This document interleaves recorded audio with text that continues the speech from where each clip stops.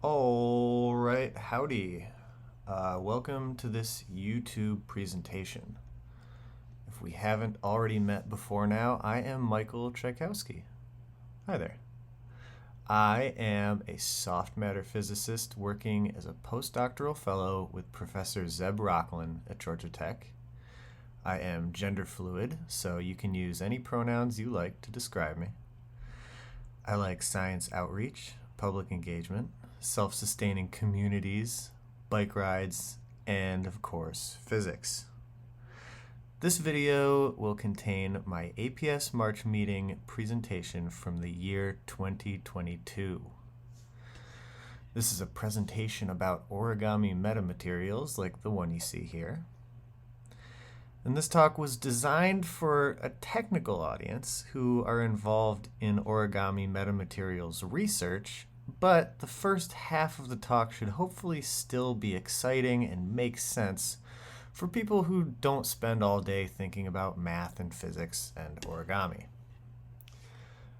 I will be specifically inviting you into a new understanding of how sheets like the virtual one shown here doing its little dance inside the computer will behave when it is pushed on and pulled on in a real-world scenario. But what exactly are we looking at here? So these are a couple examples of the subject matter of this talk: origami designed around a mechanism. But then what exactly is a mechanism? Well, what I mean by this is that if all of these creases were perfectly flexible, then the motion you see these sheets performing would cost zero energy. Pretty cool. These are some classic examples shown here. On the left is the Miura fold pattern, which is auxetic, meaning that it tends to shrink in both directions at the same time when it's pushed on. And then on the right, we have the egg box pattern, which is anauxetic, which means that when it's pinched, it tends to bulge outward in the other direction, more like common elastic materials you might imagine, like rubber. Okay, pretty cool. And in addition to being cool, these origami sheets already have so many incredible applications. From fashion to surgery, and even nature makes use of these fundamental patterns. And yet, even though we designed these sheets based on a uniform mechanism shown on the left, which should have a very low associated energy cost, it should be very easy to activate, the uniform mechanism motion is really rarely ever observed in real-life folded sheets.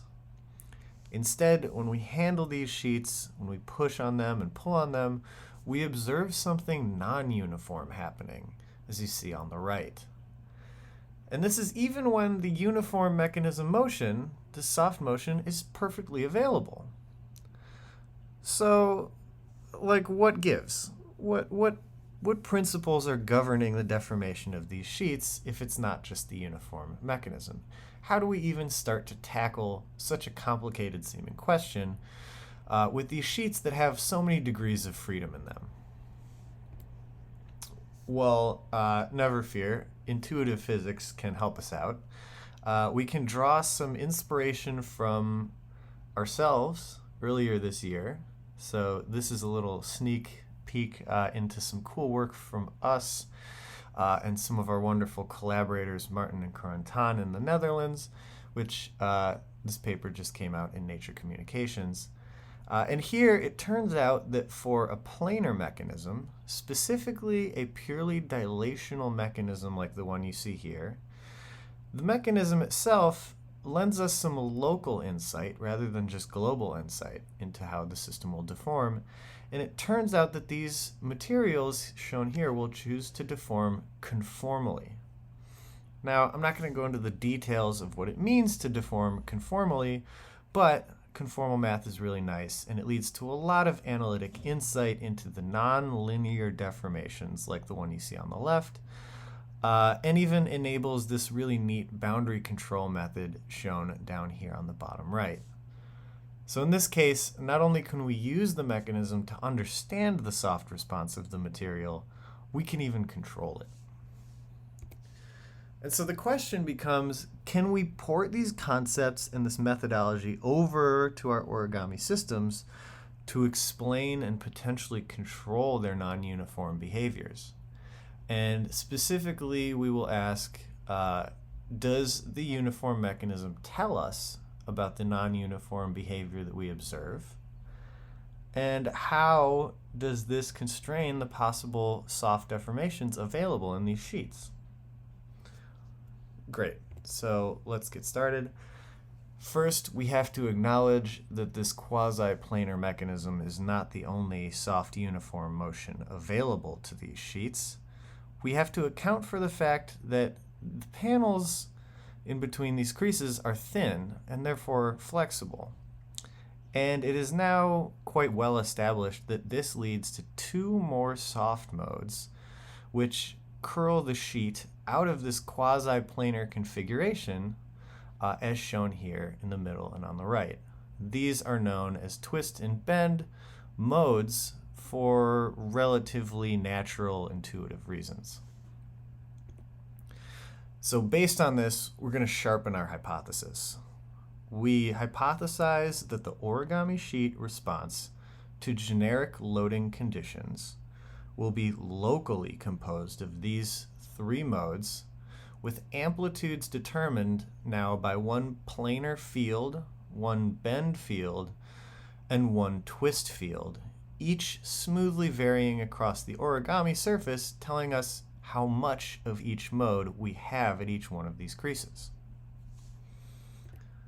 And in this talk, we're really only interested in the midplane of the sheet, so we're going to analyze the origami sheet by averaging out the sharp details of the fold pattern, and we're going to think of it as a smooth surface curving through three-dimensional space. Ooh, looks cool. Okay, so now to test out this hypothesis, we produce numerically force-balanced states of the origami sheets. We do this for a variety of folding patterns across the generalized egg box class of folding patterns, and for a variety of different point loading, like the one you see pictured here. And we accomplish all of this using the really nice Merlin software developed by Chris Liu and the group of Glaucio Paulino at Georgia Tech. And it turns out that for all these configurations, we can use our local hypothesis, our local theory, to explain all but a very small amount of the in-plane strain, shown here. And in other words, the local strain indeed does come entirely from the mechanism. Great. We can also do this for the sheet curvature, so across all the different folding patterns with different Poisson ratios and under all these different loading conditions, those are what the different colored points all mean, we can capture, again, all but a very small error in the curvature tensor using the bend and the twist modes. Beautiful. Okay, so now that we have numerically supported our hypothesis, we can start to get a bit more technical. We have now identified, in a sense, what the puzzle pieces are with these planar bend and twist modes, and we can start to have some fun by asking how they can be fit together. In other words, what spatial patterns of bend, twist, and planar mode actually make geometric sense? Well, this is a question known as compatibility and is well known in the differential geometry community to be answered by the Gauss and Cadazzi equations. So what we do is we go ahead and plug in our new insight about the specific bend, twist, and planar modes of deformation that we discussed, and we simplify, and after some time we end up here with these three equations that you see.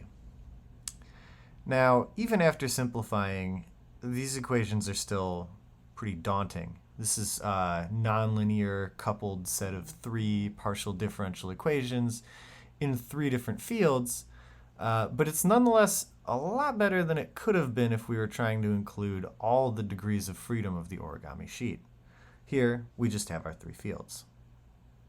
And even though nonlinear solutions to these equations are not easily available, Let's see what kinds of things we can do with these equations.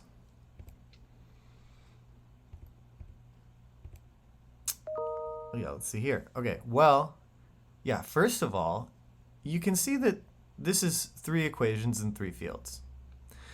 It turned out that in some recent investigations by us and in parallel by the group of Paul Pluchinski, that for the planar mechanism materials,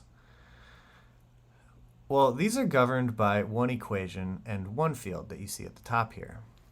And this balance between the number of equations and the number of fields leads to a non-trivial, infinite, but subextensive space of soft modes which are then encoded on the system boundary. So it is a bit remarkable that, again, in the case of origami, we have 3 fields and 3 equations.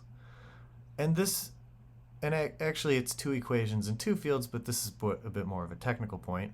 But this balance indicates a non-trivial, infinite, but subextensive space of soft motions again, which are encoded on the system boundary. And this is all therefore suggestive of the ability to control or activate these deformations from the boundary, if everything about the system deformation is actually contained there. So very cool. Now, to get a hold of some analytic solutions to these equations, we can linearize. So for very small deformations, it turns out that these 3 geometric fields decouple, although there is an additional connection between bend and twist that I'm not showing you here. But you can immediately see that these are the same equation copied 3 times and applied to each one of these fields. And this means that a valid pattern of the planar field is also a valid pattern of the twist field and also a valid pattern of the bend field, and vice versa. Incredible. This suggests an intriguing triangle of dualities between these modes that we're looking forward to exploring in the future. Now, these equations being linear may of course be solved. The general closed form solutions are shown here and are qualitatively separated by a mathematical exceptional point into decaying, as you see on the left, versus bulk oscillating response, as you see on the right, depending on the sign of the Poisson's ratio of the mechanism. Very cool. And to check this linear analysis, we also show that these analytic forms can quite nicely reproduce the data from the simulations, as you see here on the right. In the right box, the panels in the data column very closely match the panels in the fit column, right? And these are for pretty non-trivial spatial variations of these fields. Great. Now finally, we want to note that these linear equations are not just useful to describe the small deformations, but they also may be used to describe the local ways that these modes can vary even in nonlinear deformations. For auxetic mechanisms, this indicates that there cannot be any local maxima or minima in the bulk, and therefore suggests a maximum modulus principle, in which both the maximum and minimum amount of all these mode amplitudes, these planar bend and twist fields, must occur on the system boundary. Such principles, maximum modulus type principles, have been very useful in conformal math, and we suspect that it will similarly be very useful in the reliable actuation of soft configurations from control at the material boundary. So we go back and we revisit our hypothesis. Can the information of the uniform mechanism help us understand the non-uniform response of these sheets? Well, yes, we had to incorporate the twist and bend modes, but indeed, this explains the non-uniform response. And how does this constrain the possible deformations that can arise? Well, it leaves them subextensive and encoded on the boundary of the system. Awesome. So I'll mention that we're looking forward to unraveling the not so soft response that must arise from more strict loading conditions, and seeing how the methods of boundary control developed on the left for planar dilational mechanisms can be extended to make these origami sheets crawl around and dance and really do some exciting, fun maneuvers.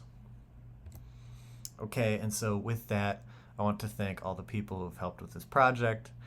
My collaborators, James McInerney, who helped in the process of developing this mathematical approach, Zeb, who helped guide and design all the research, a new graduate student, Andrew, who is going into deeper investigations at the unit cell level of the available spatially varying soft modes, and finding which ones are truly linear zero modes versus just soft. And finally, I will not open up for questions because this is a video, but feel free to email me any questions. I would be glad to answer and discuss. All right, thank you. Partner?